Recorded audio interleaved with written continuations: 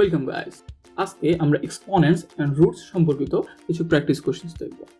তো প্রথম কোশ্চেনটাতে যাই। প্রথম কোশ্চেনটাতে বলছে যে if x does not equal to 0 then x cube square into x square is equal to what.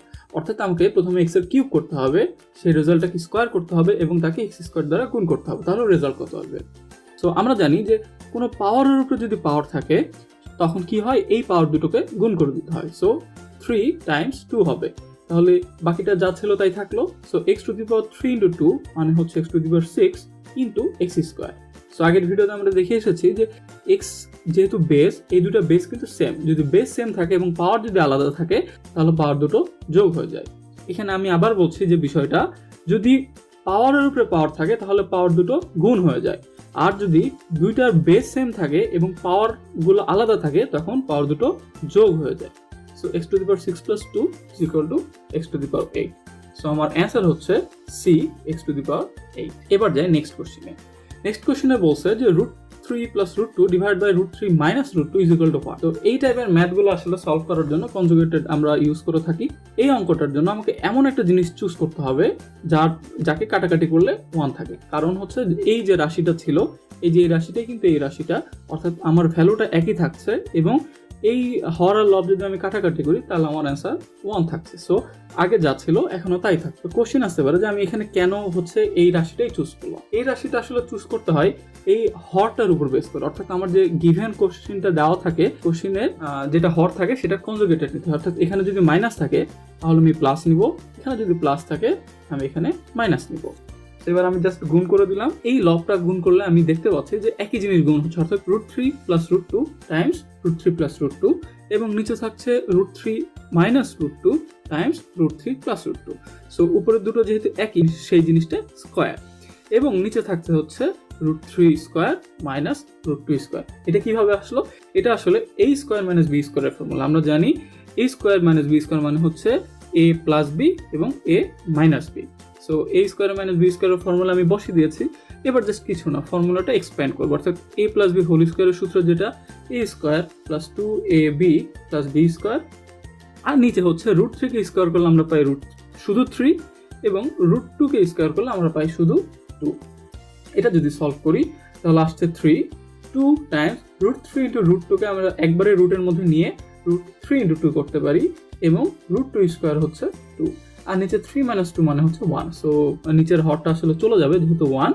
So আমার অ্যান্সার আসবে হচ্ছে এই 3 আর 2 যোগ করে 5 এবং প্লাস 2 √3 ইন্টু 2 মানে 6। সো আমার অ্যান্সার হচ্ছে 5 প্লাস 2 √6, অর্থাৎ আমার অ্যান্সার হচ্ছে অপশন এ।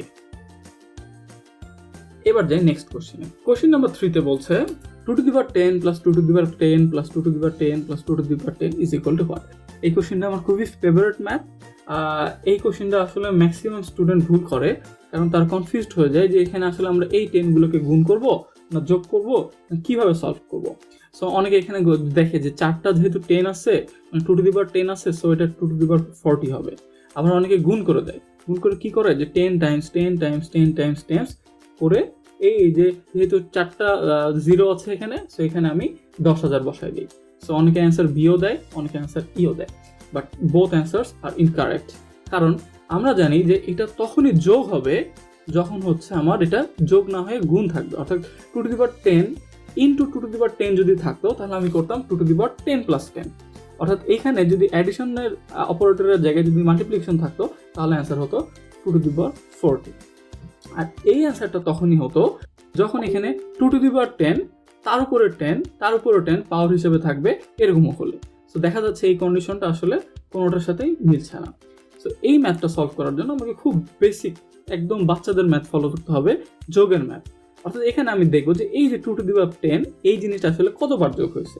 তো আমি এখানে দেখতে পাচ্ছি 2 টু দি পাওয়ার 10 আছে হচ্ছে 4টা। সো আমি বলতেই পারি এখানে আছে হচ্ছে 4 টাইমস 2 টু দি পাওয়ার 10। কারণ একটা এক্সাম্পল নেই, যদি আমি 3টা 5 যোগ করতাম তাহলে হতো 5 যোগ 5 যোগ 5 অর্থাৎ 15। আবার 3টা 5 যেহেতু আমি যোগ করছি, সো এটাকে আমি বলতেই পারি যে 3 টাইমস 5 ইজ ইকুয়াল টু 15, কারণ গুণ হচ্ছে যোগেরই সংক্ষিপ্ত রূপ। সো আমি এই যোগটাকে সংক্ষেপে 4 টাইমস 2 টু দি পাওয়ার 10 বলতেই পারি। এবার আমরা কি জানি, 4 কে যদি ভাঙাই তাহলে আমরা পারি 2 টু দি পাওয়ার 2 বা 2 স্কয়ার। সো এখন আমার একটা কন্ডিশনে চলে আসছে যে আমার বেজ একই বাট পাওয়ার আলাদা। সো কি হবে, দুটো জাস্ট যোগ হয়ে যাবে, 2 + 10 এবং অ্যান্সার আসবে 2 to the power 12। সো এটার অ্যান্সার আসবে অপশন ডি। এখন এখানে এই টাইপের ম্যাথগুলো আসলে অনেকগুলো থাকতে পারে।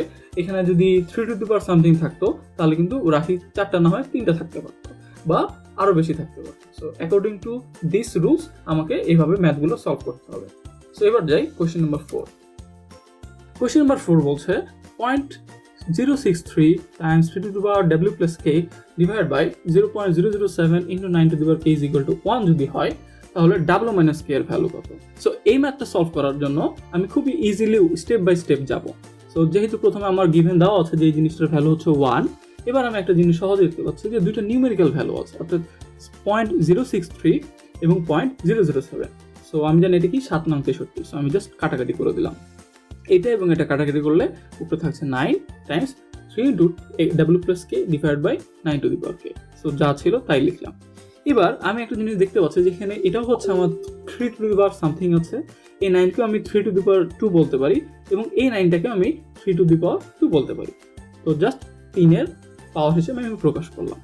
So 3 square Times 3 to the power w plus k, এই যে 3 স্কোয়ার টু দি পাওয়ার কি, অর্থাৎ পাওয়ারের উপরে পাওয়ার আছে, তাহলে এটা কি হবে 3 to the power 2। আচ্ছা, এবার আমি একটা জিনিস জানি যে এইখানে যেহেতু সবগুলো একই রাশি অর্থাৎ লবের মধ্যে আছে, সো এখানে কি আছে, এই যে একই বেজের উপরে পাওয়ার আলাদা, অর্থাৎ 3 বেজ কিন্তু পাওয়ার একবার 2 একবার w plus k। সো আমি কি করতে পারি, যোগ করে দিতে পারি 2 + w plus k। আর এখানে যেহেতু নিচে আছে অর্থাৎ ভাগ হিসাবে আছে, তাই এখানে মাইনাস 2 আর k গুণ করলে 2k। এখন কোশ্চেন আসতে পারে যে এই 3টা কই থেকে আসে। আমরা জানি, আমরা এক্সপোনেন্টসে পড়ে এসেছি যে কোনো সংখ্যার উপরে যদি পাওয়ার 0 দেই তাহলে সেটার ভ্যালু আসলে 1 হয়। সো আমি এখানে 3 নিলাম এই কারণে যে আমার লেফট সাইডে 3 এর সাথে বেজের সাথে ম্যাচ করার জন্য। সো 3 to the power 0 মানে 1 ছিল, তাই এখানে 3 নিলাম আমরা। তো এখন আরেকটা মজার জিনিস চলে আসছে যে আমার লেফট সাইডেও বেস 3, রাইট সাইডেও বেস 3। সো আমার পাওয়ারগুলো এই লেফট সাইডের পাওয়ার যা আছে রাইট সাইডের পাওয়ারও সেম হতে হবে। সো আমি বলতে পারি যে 2 + w plus k minus 2k is equal to 0। কারণ এই যেখানে জাস্ট আমি পরের লাইনে ক্যালকুলেশন করেছি, এখানে প্লাস কে আর মাইনাস 2k ছিল, তাই অ্যান্সার হচ্ছে মাইনাস কে। সো আমি এটা বলতে পারি যে 2 + w minus k is equal to 0। আমার কিন্তু লাগবে w minus k। আমি আমার w minus k পেয়ে গেছি, এই 2টাকে রাইট সাইডে নিয়ে গেলে সাইন চেঞ্জ হয়ে -2 হয়ে গেল, অর্থাৎ আমার অ্যান্সার হচ্ছে অপশন বি। এবার আমরা যাই কোশ্চেন নাম্বার 5-এ। কোশ্চেন নাম্বার 5-এ বলছে if 4th root of y is equal to 3 then square root of y to the power 4 is equal to 1। So এই কোশ্চেনটা দেখে একটু কেমন ভয় লাগার মতো লাগছে, বাট এই কোশ্চেনটা খুবই ইজি, অ্যান্সার করতে গেলে খুব মজা লাগবে।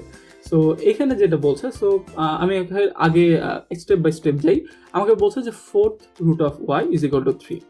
সো আমি এখন কি জানি যে nth root of যদি হতো তাহলে y to the power 1/n হতো, যেহেতু 4th root বলেছে তাই y to the power 1/4 is equal to 3।